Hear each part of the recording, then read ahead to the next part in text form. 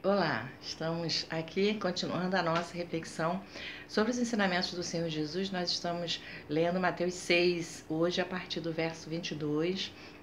E mais uma vez, nesse trecho, o Senhor vai nos dar uma orientação maravilhosa para a nossa caminhada.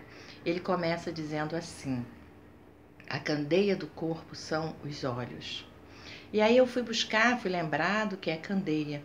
E numa tradução bem simples, a candeia é o recipiente onde a gente coloca dentro o elemento que vai gerar a claridade. Vamos pensar numa vela. A vela é o elemento que vai gerar a claridade. Quando acesa, ela vai gerar a claridade. Mas, em geral, não ficamos com essa vela segurando a nossa mão porque vai nos queimar e quando ela cair, a cera vai causar algum tipo de prejuízo. Então, nós colocamos a vela dentro de um recipiente. Esse recipiente é a candeia.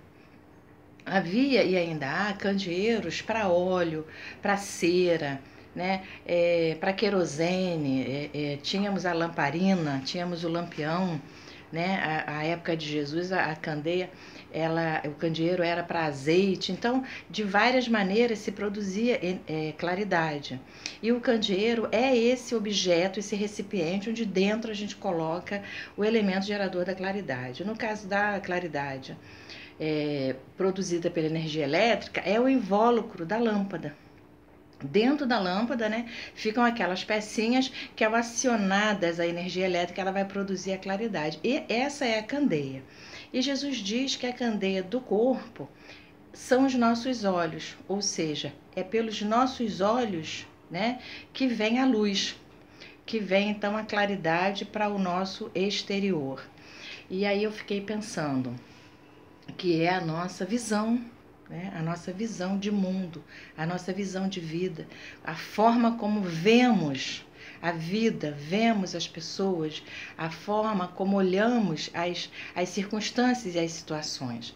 Há pessoas que têm um olhar extremamente negativo sobre tudo. Há outras pessoas que têm um olhar ambicioso sobre tudo. Outros, um olhar malicioso. Há quem possa ter um olhar de cobiça, há quem possa ter um olhar positivo. Quantas vezes, né, uma pessoa olha para uma situação e dali, só de olhar, ela já chega à conclusão que não vale a pena, ela tem um olhar negativo, ela tem um olhar determinante para que aquilo não vai dar certo. Uma outra pessoa vem e olha com um olhar positivo e pode encontrar ali uma saída, uma solução, né?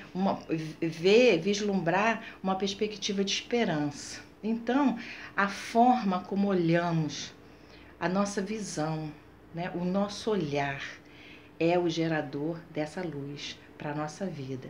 E aí Jesus diz assim: se os teus olhos forem bons, o teu corpo terá luz. Porém, se os teus olhos forem maus, o teu corpo viverá em trevas. Se o nosso olhar for bom, o nosso corpo, a nossa vida, será conduzido em claridade, em luz, ou seja, com o nosso olhar conduziremos a nossa vida de maneira positiva, por um bom caminho. Mas se o nosso olhar sobre a vida for um olhar negativo, um olhar ruim, né, um olhar maligno, a nossa vida estará seguindo por um caminho do mal. Pensando num olhar humano, a gente pode pensar assim, em como vamos conduzir a nossa vida. A gente olha para o futuro, a gente olha para o cenário econômico, social, e se a gente tiver um olhar extremamente negativo para isso tudo, a gente pode adoecer, a gente pode entrar em depressão, a gente para de lutar, a gente se entrega, e aí o nosso corpo, ou seja, a nossa vida, ela vai estar em trevas, ela vai estar parada, ela vai estar destruída. Mas se nós olharmos para todo esse cenário de uma forma positiva, nós vamos encontrar forças, nós vamos encontrar motivos, nós vamos encontrar razão para prosseguir. Então a nossa caminhada vai ser uma caminhada iluminada, uma caminhada de luz. E olhando numa perspectiva espiritual, a visão que nós temos, uma visão de Deus como um pai amoroso, criador, provedor, Jeová Jireh, Rafá, aquele que tudo pode. Essa visão positiva, né? Essa visão baseada num conhecimento de quem é Deus vai fazer toda a diferença para a nossa vida. A gente vai pensar nos dois filhos, né? O filho pródigo e o irmão. O filho pródigo, ele saiu, foi embora, errou com o pai, errou com a vida, errou com os bens que ele ganhou, mas ele decidiu voltar, se arrependeu.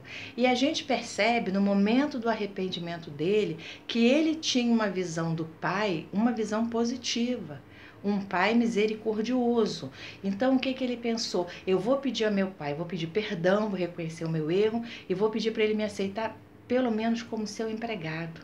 E ele foi porque ele tinha a certeza de que o pai ia ajudá-lo. Pelo menos essa visão de um pai misericordioso havia no coração daquele rapaz. E ele foi e de fato aconteceu.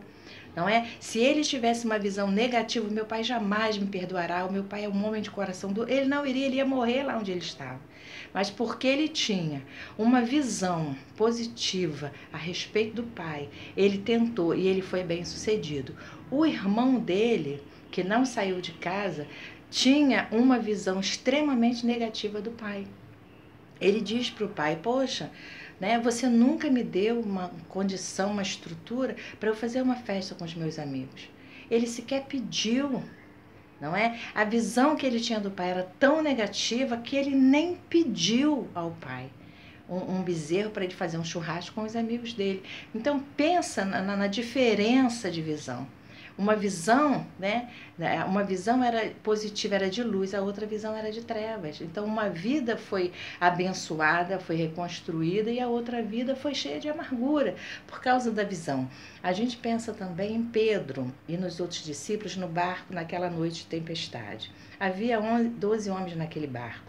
11, todos eles estavam tomados por medo, por pavor, por pânico. Era uma tempestade, era madrugada, estava escuro, era difícil, não tinha quem recorrer naquela hora. 11 homens tiveram uma visão absolutamente negativa daquela situação. Não tem jeito. Agora vem um fantasma, vem um ser espiritual, vem uma força superior negativa que vai nos destruir. Mas Pedro olhou para aquela situação com um olhar diferente. Ele não tinha certeza que era Jesus, mas ele, por ter um olhar diferente, por ter uma visão diferente, ele foi abençoado. E aí ele disse, se és tu, Senhor, manda eu ter convosco. Ou seja, de uma situação crítica, Pedro percebeu ali, né, a oportunidade de viver uma experiência que só ele viveu, porque só Pedro andou sobre as águas. Então, o que Jesus diz... E ele vai finalizar dizendo assim, se pois a luz que em ti há são trevas, que grandes trevas serão. Ou seja, a luz é o nosso olhar, é a nossa visão de mundo, de vida. E aí Jesus diz, se essa luz, ou seja, se essa visão, se esse nosso olhar for negativo, quão grandes trevas serão. Nós precisamos, né, encontrar, né, em Deus, na Bíblia, e nas obras do nosso Criador, né, motivos para termos esperança, para termos fé, para termos alegria, para termos paz, para termos motivação. Precisamos encontrar. E Jesus falava, olhai os lírios do campo, olhai as aves do céu, olhai, quer dizer, olhe a natureza, olhe como Deus, o Criador, cuida da natureza, como é que Ele não vai cuidar de você? Então Jesus nos ensinava a ter um olhar positivo sobre as situações e o mundo, de maneira que a gente encontre no que a gente vê esperança, né? E aí ele diz, tem um salmo que diz, né, eleva os meus olhos para os montes, né? O meu olhar eu levo para cima, eu levo para o céu, eu levo para Deus.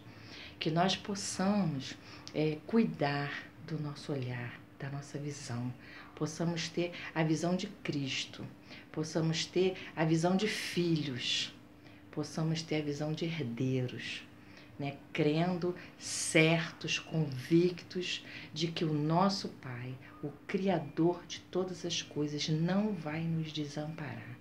Em todo o tempo Ele estará conosco. Amém? Que o Senhor te abençoe. Um abraço.